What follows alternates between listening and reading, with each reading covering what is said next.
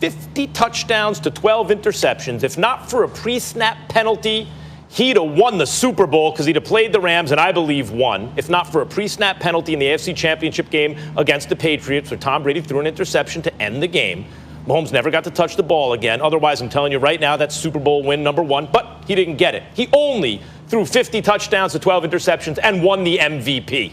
And the following season, his touchdown to interception ratio got better, and he won the Super Bowl MVP by calling his own number, dropping back like 15 steps and throwing the ball like 60 yards, okay? That's what he just did. And so far this year, they're 8-1. 8-1. And he has thrown 24 touchdowns against 1 interception, which is the greatest of all time at this point in the season. Touchdown interception rate, 24-1. The 1 interception, by the way, was in the 1 game they lost. They were down 9, 4th and 7, and he throws an interception because he's trying to win the game. Like a kind of sort of interception. 24-1. This dude is sort of. Yeah, I mean, like he threw an interception, but you see why. Close games this season but you see for why. these Chiefs. He is the best I've ever seen do it. And we're already in the territory with Mahomes where we're starting to look for like consolation prizes for everyone else. We're going to start to get, because 50-12 MVP, better touchdown interception ratio, Super Bowl MVP. This year he's going to throw maybe 50-plus touchdowns, fewer interceptions, better touchdown interception ratio than either of the first 2 years, may win MVP and Super Bowl MVP. We're already approaching territory that we did with Jordan in the NBA where people would get like, oh, we can't give Jordan the MVP again. He's going to win the champ, the chip MVP anyway. All right, we'll give one to Barkley, we'll give one to Malone, we'll give one to whoever. Come on, stop. It was MJ every year back then. It's Mahomes every year now. The dude is the best I've ever seen do it. He's had the best start of his career of all time. He's the best in the NFL right now. And yes, he's being taken for granted. Well, I disagree. And I will tell you that I'm not even sure he's the best ever yet. I think that he's phenomenal. I think he's great. And I do think that he should be the leading candidate for league MVP honors right now. But I think that I don't believe that I'm seeing things from him that I never saw from Aaron Rodgers. I don't believe that. I think Aaron Rodgers has been phenomenal. Okay, I'm talking about over the course of his career. Let's see if he continues to do what he's going to do, and we can have that discussion. But to sit up there and to say we're seeing things from Patrick Mahomes we have never, ever, ever seen from anybody else, I beg to differ. That's number one. Number two, even though I've got him number 1 in the league for league MVP right now, that certainly wasn't the case as a few weeks ago. Now, we saw Russell Wilson turn the ball over 4 times yesterday. We saw Aaron Rodgers obviously wet the bed against Tampa Bay. And that's where things change. But I would remind you that prior to those things, I think it was nip and tuck. I mean, when you look at Russell Wilson, he's completing over 71% of his passes. You look at Aaron Rodgers, yes, Patrick Mahomes, 25 touchdowns, just 1 interception, completing nearly 67% of his passes. You look at Aaron Rodgers, 24 touchdowns, just 2 interceptions. He's completing 67.5% of his passes. Oh, by the way, those 2 interceptions that Aaron Rodgers had was against Tampa.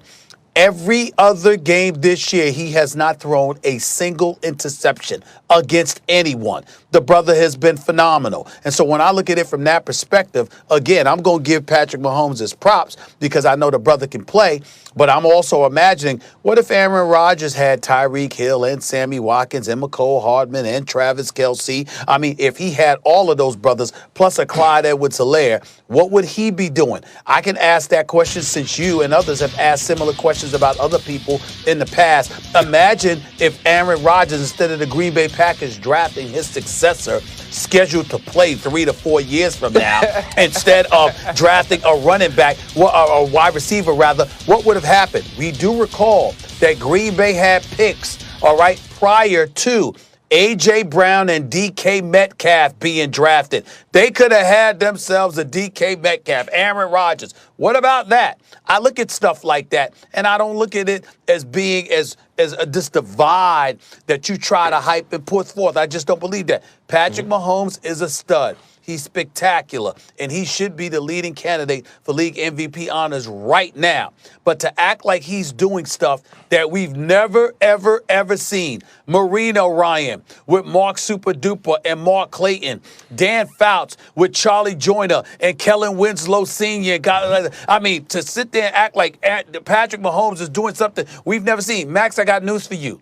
He throws the football very damn well, which is what a quarterback's job is. Rodgers is in the category with Mahomes. Last time I checked, they did it. Those great quarterbacks that I mentioned did that, and Aaron Rodgers has done it with far less talent available to him. Floor is yours, Ryan. Yeah, Ryan, I'm with you. They're in the same category. Ryan, who's the best you've ever seen, though? If you had to say one. No, I can't. They are 1A and 1B, and I was going to say that without a doubt, being on the field with Aaron Rodgers is different, right? Getting an opportunity to play. I mean, I got to play Tom Brady. I got to play Drew Brees. I felt like there were things that Tom Brady and Drew Brees could do schematically that they can understand about our defense, their offense, where they could find ways to make plays. I felt like we could be absolutely perfect, which we were a few times against Aaron Rodgers and still get beat. I didn't feel that way when I played Drew Brees. I even didn't feel that way with Tom Brady, and they beat us all the time because he beat us here. From a talent standpoint, Aaron Rodgers is the best I'd ever played. And I would come on and I would say it and I would talk about it and I would praise him and I would rave about him. And then I saw Patrick Mahomes, and it was the first time in my mind I ever thought, this dude might be better, though. He might be able to do some things that Aaron Rodgers can't do. And what I have seen and what I have learned and what I have come to is that Patrick Mahomes is willing to try some things that Aaron Rodgers won't try or that Aaron Rodgers wouldn't try. Like, you remember when Aaron Rodgers would go to Seattle and he could go 4 quarters and never throw the ball to Richard Sherman's side? Patrick Mahomes isn't doing that. If Richard Sherman is lined up over Tyreek Hill and he's following Tyreek Hill in his prime, he was going to get a football. He was going to get an opportunity because Patrick Mahomes believed he was better than that guy.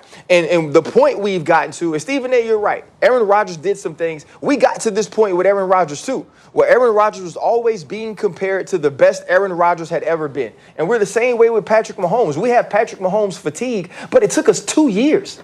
It didn't take us a career. It didn't take us a decade. It took us 2 years to get Patrick Mahomes fatigue. It took us 2 years to start rooting for the other great stories in football. Man, let's root for Russ. We want Russ to do it. And Russ is balling. But we wanted Russ to do it because we wanted to see something different. We felt like he deserved his time. Even though Patrick Mahomes only did it for 2 years. Last year, Lamar Jackson, we were like, ooh, Patrick Mahomes is hurt. We have never seen anybody play the quarterback position like this. Ooh, we got it. We love Lamar, and Lamar deserved it. But Josh Allen early on this year, or even Tom Brady when he starts creeping in. And now Aaron Rodgers is somebody we focus on again because he had a dip. Right? He had a dip, and now he has a story. Y'all drafted his successor. Y'all didn't get him weapons on the outside. And so now we look at the things that Aaron Rodgers does through a different prism. But Patrick Mahomes doesn't have that. He's still in the same place with all these great weapons and this great coach, and we do take him for granted. Ryan, I co-sign everything you just said. We're on the same page about that, but I want to bring it to you, Stephen A.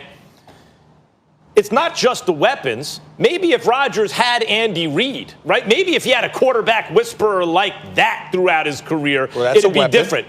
But he didn't.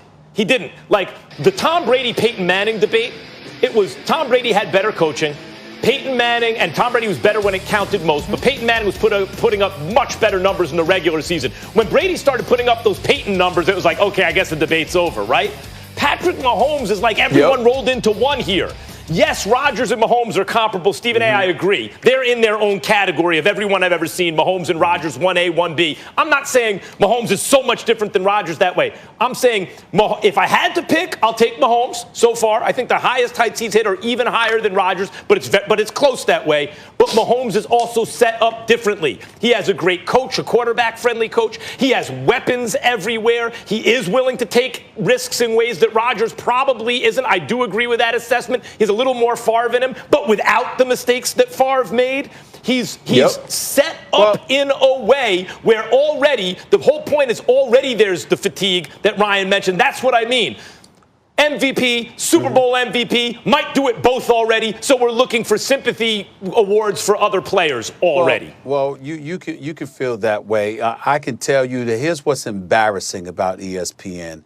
and I say ESPN because I'm going to tell you exactly what it is. And I've been on the record. I've pointed this out on many occasions in the past. You remember years ago when Brett Favre was playing and he tripped over and scoop an underhanded pass to a receiver, or he'll jump into the arms of his offensive lineman, and you had people all over ESPN. Oh, look at him. Look at him. I mean, he throws the ball underhanded. Oh, look at him jump in the arms of his offensive lineman. The little kid is still in him. It's never left. I mean, you had folks who were professional analysts fawning over Brett Favre, like just embarrassingly, all right? And why do I bring that up? Because we're talking about Patrick Mahomes right now.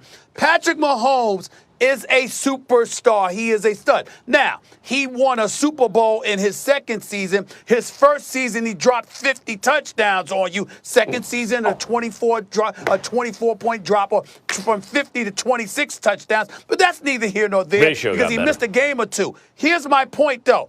What is it? And I appreciate your point, Ryan, about him taking chances that Aaron Rodgers may have never took. But I recall the personnel that you're working with having something to do with that. Yeah, he might not have thrown the Richard Sherman side of the ball, but who did he have? And so when I'm looking at it, I'm asking a simple question. When we see Patrick Mahomes, he tossed the ball sideways to somebody yesterday, or he throws an underhanded pass, whatever. Is there anything that y'all see Patrick Mahomes do in terms of flinging the football that you can definitively say you have never seen nor could ever see Aaron Rodgers doing? No one's saying that. Yes or no? Nobody's saying that. And that's all Nobody's I'm saying. saying that. So what I'm saying